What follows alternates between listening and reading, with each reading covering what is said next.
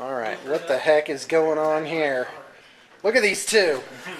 Oh, like they know something. You guys got to move in closer. Oh, we're brothers here. Closer. Closer. We're melding. Now kiss. Thomas's hair is actually longer than my wife's, so. Mine's longer than my wife's too. Oh, that's awesome. Yeah. All right. So, but seriously, you guys are like right both at the edge of the frame. Okay. Okay. Is it Well, better? There you go. That's actually okay. It's not terribly important that we're in the same frame, is it? It is. Yes. Well, I mean, it's got. nice, but There's we got wanna to be see your smiling balance, faces. continuity, composition. It's all got Thomas to be is right. not sitting Listen, in my lap. I'm we don't sorry. we don't run some chicken crap outfit here where we just do it any old way, no editing, Another. no sense of Oh. no I see sense what- I see what of you did there. direction. I see what you did there. All right. Well, before we get started, Thomas is the first person to explain to me that I was a troll. You are. That I did and said things to elicit a reaction from people. That is the definition. That I had been trolling my wife for 18 years. Yep. don't talk to my I'd wife. I'm glad she doesn't watch always these. called it something different. Yeah. Yeah. Wives, turn the volume to 0. Hey, I have to say, in my game with Mason, we looked up a rule, and I was playing the Righteous Zeal rule totally wrong. So it was fun because it made it exciting. better game. But it was a little wrong. You get to consolidate move, not a charge move. So sorry about that. I was like, dang, just taking It was so fun. That's awesome. It made it more fun, I think. All right, boys. So talk us up. What's We new? were discussing Eldar just now. Oh, good. A Yeah. little bit. And I've actually Eldar versus Tau a comparison. That's what this Oh, is. really? Yeah, Eldar Okay. versus Tau, the comparison. Wow. So I was Alrighty. just saying how I thought Tau were much better, and Thomas actually disagreed a little bit. He thinks that Eldar are a good foil. I this think a they taste are. great, They're less really, filling thing? really fast, right? Like, so one of the things in So 6th hold on. edition, Which of you thinks which is better? he thinks the tower better. And if you played against the I tower, hate both of them because I'm an orc player. Right. But I think Yeah. the Tau, at least, and this is coming mainly from an orc player, Tau scare me worse than Eldar do. Huh. So Yeah, well, and there is that. I'm There sure is there's that. that factor in there too. I mean, yes, because obviously if you compare them, if they were to face off against each other, I think that, directly speaking, I think that Eldar are better off against Tau than the vast majority of other lists are. They have Tell me why. They have the mobility to get to them. 6th edition, you have Vanguard Strike and you have Hammer and Anvil, both of which allow a Tau player to basically deploy further away than they ever were possible to before this. And I assume you're talking mostly like using wave serpents to move I up. mean, Wave Serpents are They're awesome they're the best transport in the game, probably. by far. And even though they're pretty They're expensive, pricey. 115 points base, you give them a 15-point upgrade, and if they go flat out, they get a 3 of cover save. So yes, the Tau player will take away that cover save, but as long as the Eldar player has been allowed to move, they'll be 36 inches up the table from where they were deployed. I think what makes them so powerful is they're a very reliable transport because they're just glancing you to death, so your guys aren't going to get massacred. They're not going to be stunned. You can get out and do your job.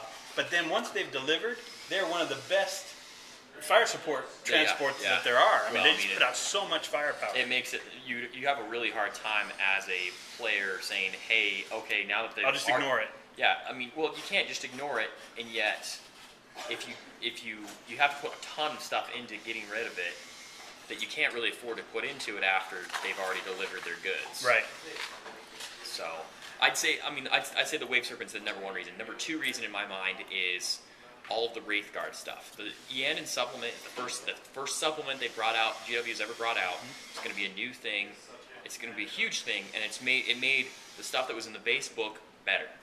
And the fact, Especially, you can just pick and choose. That's what's really nasty about it, is you don't have to bring Eandon units. You can just bring, like, the war gear and gear for your characters and stuff like that. So that's very effective. The 5 Spirit Seers for 1 HQ slot. Yeah. very Mason put up against that. Yeah, it sucks. It's brutal. They are able to do a lot more than your warlocks are able to do. They have a higher leadership. They can They have cast. 2 wounds. Well, right? they have, 2 wounds. yeah. And they have 2, They have 2 warp charges. 2 warp charges. So they can cast So they get twice the as many powers. Primaris, Right. which is Visions of the Dead or whatever it is. Yeah, they have a new Primaris. Yeah, and that gives Wraith units within 12 Battle Furious focus. Charge and Battle Focus. And are those are an HQ or an elite? Those are HQs. They're an HQ. Yeah. So you'd take a Farseer.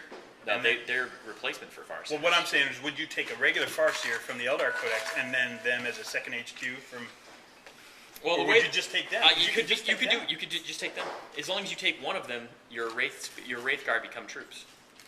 And Wraith Guard, in my opinion, are also another one of those things that's an answer to Tau firing, because they have a high toughness. They're toughness 6. So Fire Warriors with their strength 5 are all of a sudden not wounding on 3s; they're wounding on 5s. Well, they are chargeable, and a lot of people say, well, you can't charge them because they have the flamers, but they're chargeable. You just have to know charge order. Right. So make Oh, sure you put Right. Make sure you put Terminators something or else. Something their AP2. sacrificial. So, yeah, so put in Something a sacrificial. character. Send in one character, even if it's a cheap character, that you Corbulo. willing Corbulo, somebody Corbulo. that's willing to die, so that the rest of the unit can get in. Corbulo will die. Or a Killacan or a Dreadnought, Would he? something that they can't hurt. Yeah. Okay, Sixes, 20 sixes, hits. sixes cause Alright. instant death. That's stupid. Oh, that's right. Like, oh, that's stupid. Yeah, Dave was like, That's right. I'm gonna kill your Corbulo, and I was like, yeah, and then I charged with something else and wasted his flame attack, and then went in with Corbulo and conceded. And it took me a couple rounds, but Corbulo did win the combat against the Wraith Guard. I've only kind of tested the Eldar. I haven't played against them. I've been playing some against Tau and teaching my son some tactics with the Tau. And so I've seen a lot of the power that they have, but maybe I just haven't played enough against them. I think the Eldar they're a good foil for Tau because they have the mobility. Because frankly, it doesn't matter where the Tau deploy. If they bring the right combination of characters, the Eldar can start a unit an inch away from them. That's true. Anybody who attaches the Illic Night Spear has no minimum infiltrate distance. Wow. So you can infiltrate a fat unit of Scorpions You can't charge with Karandras. Still couldn't charge. You can't charge, but if the Tau player gets to go first, you could charge first turn. Well, not out of Deep Strike. No, they're not. Oh, deep they strike. infiltrate. They're infiltrating. Right. Yeah. And even that's- regular infiltrate, you could just bring a regular infiltrating army. Regular balanced list. Have a unit of Scorpions that infiltrate.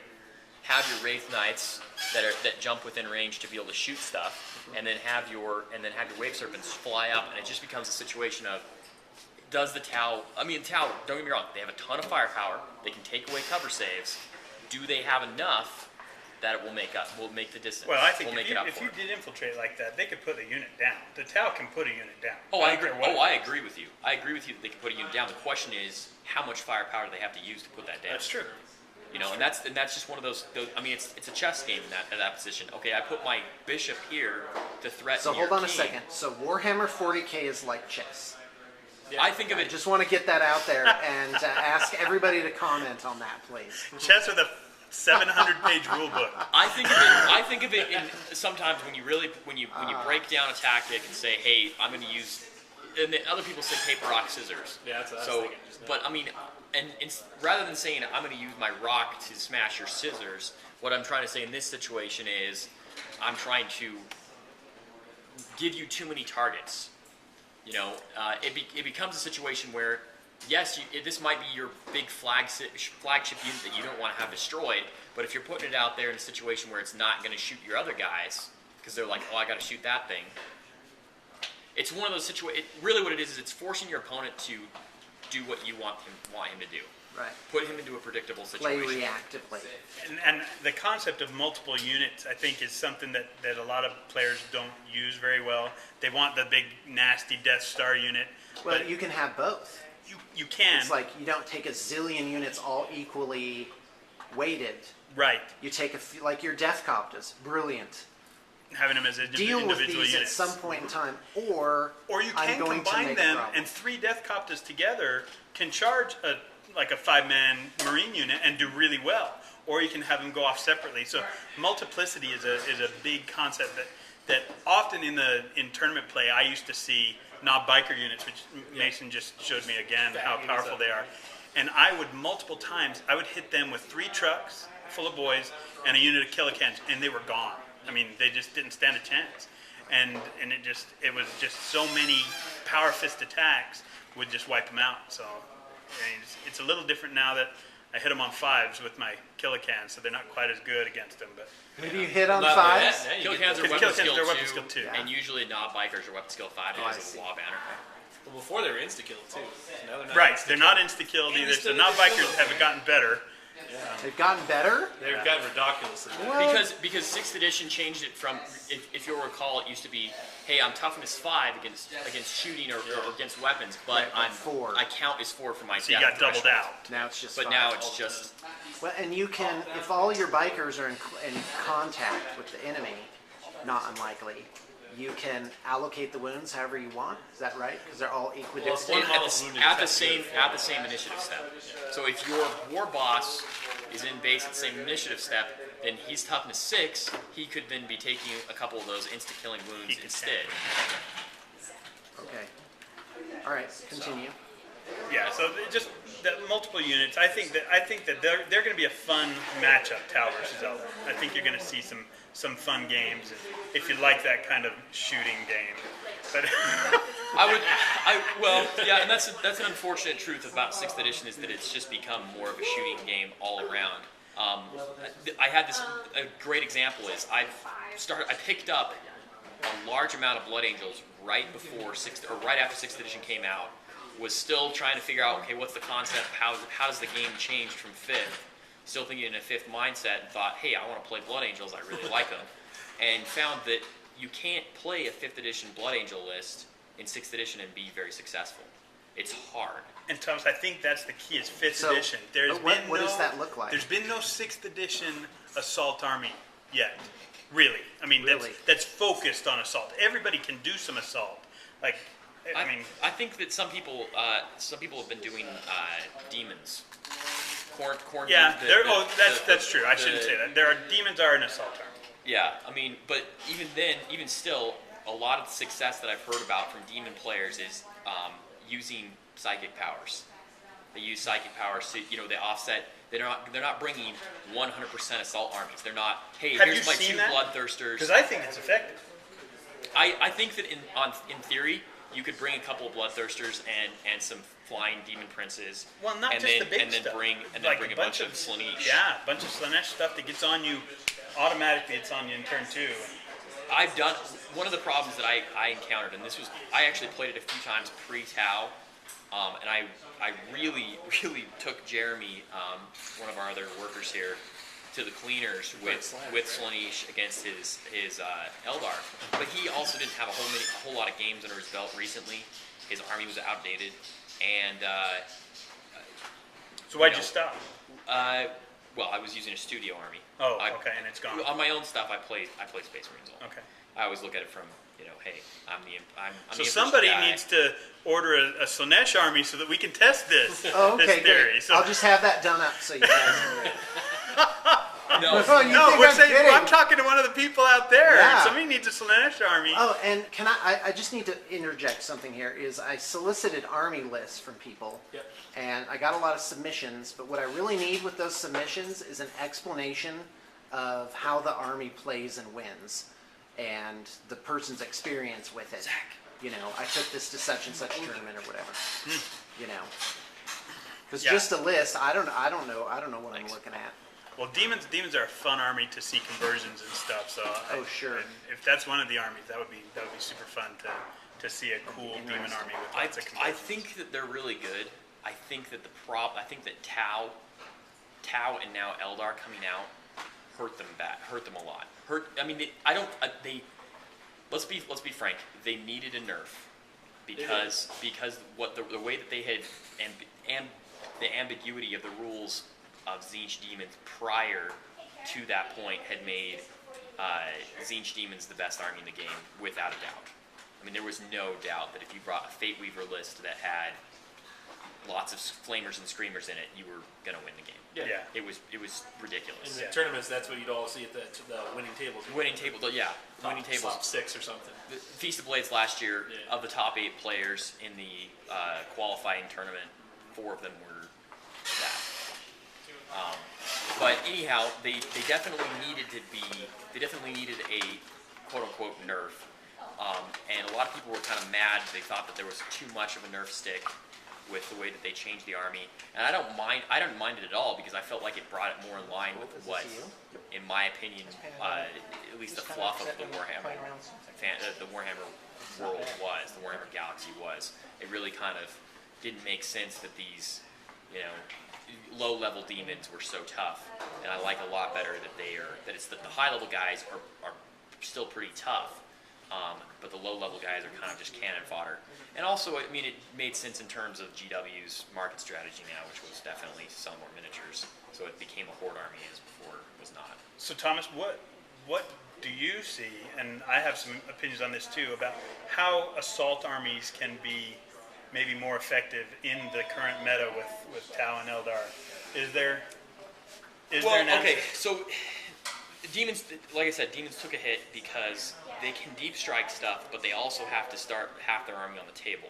And with Vanguard Strike and the other deployment, like Hammer and Anvil, a Tau player or an IG player or even a Space Marine player with lots of shooting is able to sit further back on the table than they ever were previously able to. And I think I mentioned that earlier.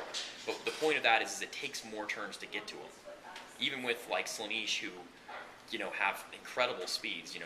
Their infantry moves 6 and reruns their run roll, and they add +1 or plus something to their run roll. So they're moving incredibly fast across the table, and all the cavalry and flyers are getting there even much quicker. But with their army being spaced out like that, and maybe their troops falling behind if they're not deep striking, what that allows a Tau player to do is prioritize against what they're going to shoot, and then you're in trouble, especially with marker lights, which can take away the advantage of a flying guy or take away the cover. So then at that point, all the demon players relying on is a 5-up invone, right? And a 5-up invone is not going to cut it when you're getting shot by a unit of guys that has a ton of strength 5 attacks. So how does an assault army win, or how does an assault army play in 40K or 6th edition? My opinion is a demon player would need to basically change the scenario so that, yes, maybe they deep strike more of their army closer, and they have to deal with more stuff closer. More targets. You can bring, in a 2,000-point army, you can bring 2 bloodthirsters and 3 flying demon princes, and you can bring all of that for like 1,100 points or something like that with gifts and stuff, all of them with wings. So then you still have 900 points or so to put in all kinds of infantry. So you're saying less kit on the characters and stuff? Characters, just I'm saying you have to. The same thing I was trying to say before. You have to give them too many targets. You have to give them too many targets for them to be able to get rid of all. All the targets need to be threatening. I think one of the things that assault armies, because I've gone a lot, I'm toying now with even more, like less Ludas and more orcs, and in combination I'm thinking of demon allies with my orcs for an assault that I'm there, and you have to pick. I'm going to hit you with like a flying demon prince and all those orcs at the same time, 4 or 5 trucks, or maybe do it in battle wagons. I could do it in battle wagons too, but it's all coming right now that you have to assault in mass and very quickly, or you'll get shut off the table. Yeah, I had a guy that somebody had posted on the Bell of Lost Souls a Chaos Space Marine assault list, and he was talking like low points values, like 1850-ish, where he had 2 Land Raiders, and one of them had Karn in it and Khorne Berserkers, and the other one had Abaddon in it and Khorne Berserkers. And I think that because of the way that we've had 5 books, and we're going to maybe have 7 by the end of the year. And that's pretty much in a single calendar year. Tyranids, right? Tyranids is the one I've heard to be. So hold on, you're saying as many as 7 books released this year? Yeah, well, it's if you count the end, 4. then it would be 8. Right, but it's like 4 because one of them got released before the Chaos Space Marines was actually last December. October or whatever. So you have December. demons. Yeah, it was December. Demons, Dark Angels, Tau, Eldar, and then Chaos Space Marines. Chaos Space Marines, and Then we're going to have Space Marines for sure, and maybe possibly Tyranids. So 6, maybe 7. And orcs early next year. Every time. So far. Every time I try and get out, they drag me back in. Oh, what am I? Who am I trying to fool? Well, Sean, They got me with Eldar for sure. Uh-huh. The Eldar are on the way. My sons play And it's on Tyranids now, and Tau, Rich. and I'm just very nervous that they're going to beat me because I can't have that. You can't ever let your children beat you at a Right. game. That's a rule. People think that's okay. No, And it's you not know, okay. Yeah. Not okay. Not when it's something that you're passionate about, because then That's they'll right. lose interest if they think you're letting them beat you. So you got to make them earn it.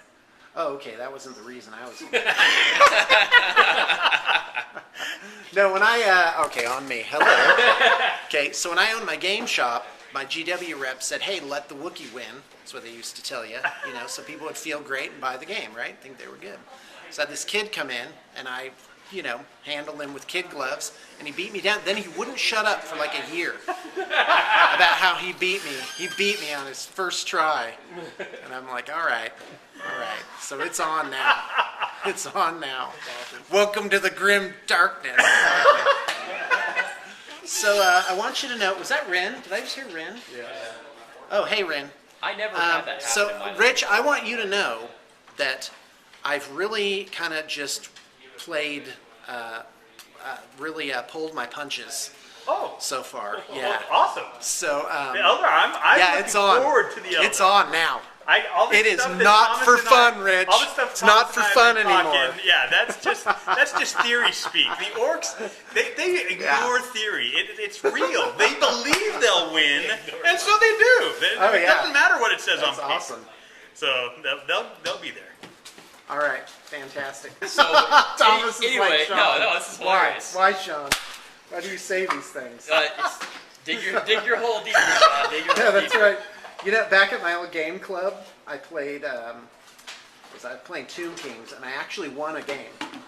And this guy was like, "Hey, everybody, come over here. So-and-so lost to Sean. Can you believe it?" That was the event of the night, It's like, you lost to Sean?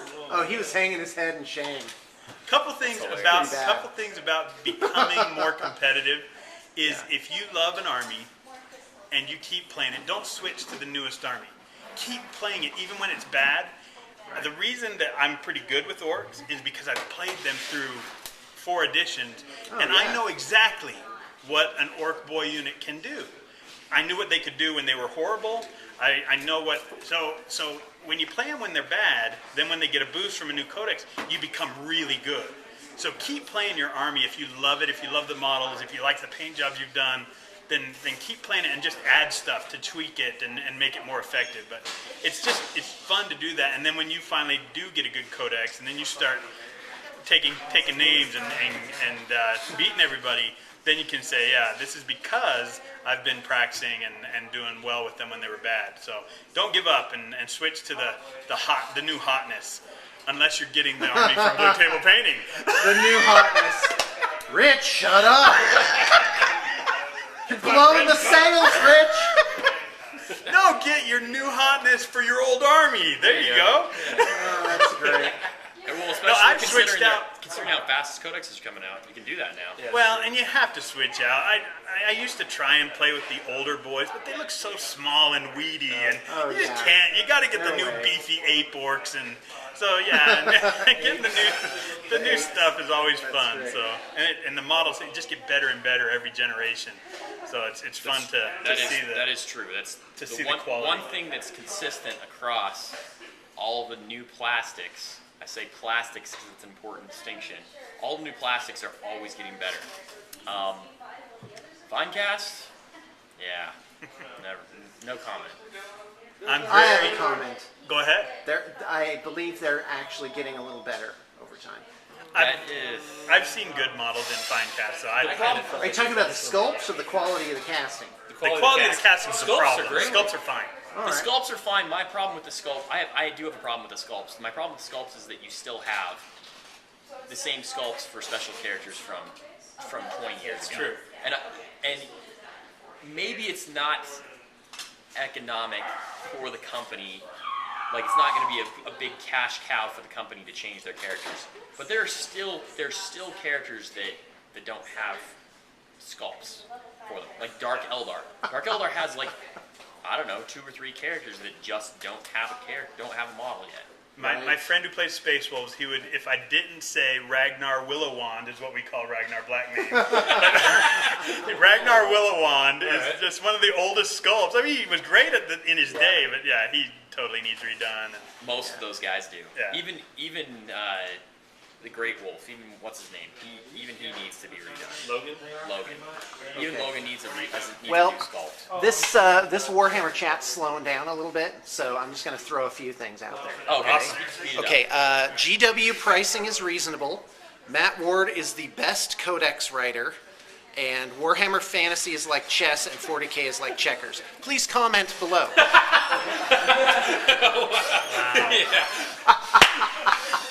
Where do I start? 5,000 comments. Okay, good. Oh my gosh, they're actually wandering over here to chime in. I have something to say about Wait a minute. So, some of the new apocalypse formations that Okay, they're go ahead. selling Go ahead. are more expensive Yeah. than buying the box sets. So- like if you bought the Eldar jet bikes individually, it adds up to the exact same cost. But if you Yeah. buy them in the box set of 3, Yeah. which they're sold in mass anyway, Yeah. it's cheaper than the apocalypse formation they're selling. You can buy them in the box sets. All right. Thank you, Roberto. Thank you, GW. No, but seriously, don't comment on this. Yeah. So much Okay, hate. go So much ahead. You know, Let your hate burn. Codex writers, one thing that's important to me is that you make realistic fluff and that it's fun. And sometimes Ward struggles with that. Oh no, you're commenting on it now. I am Dude, commenting. I was joking. I'm sorry, I have was to comment just joking. because I you know was what? kidding His rules, some of his rules are a little weird too, but the fluff is so important. I don't want him to mess up my orcs. It's important. Yeah. I've been playing them for 20 plus years, and I don't want. I was fine when they changed them to plants. I lived with that, and that there's no girls. Oh, That's fine there used too. to be- There there used used to to be be girls. orc- I have Blood Bowl models with orc females that are pretty. They're a little racy. Wow. But yeah, so orcs used to have females, and maybe in the fantasy world they still do, but in the 40K world they're just Fungus. asexual orc fungus. cheerleader? There you go. That's the one I was talking about right there. All right, this will not be good resolution, but here we go. I'll put that right over Rich's face so you Orc can make that cheerleaders. association. Oh, wow. Okay, thanks a lot, Mason. All right, guys, continue. what you're talking about, Eldar and Yes, Tau. yes. Eldar and Tau. Actually, So hold on a second.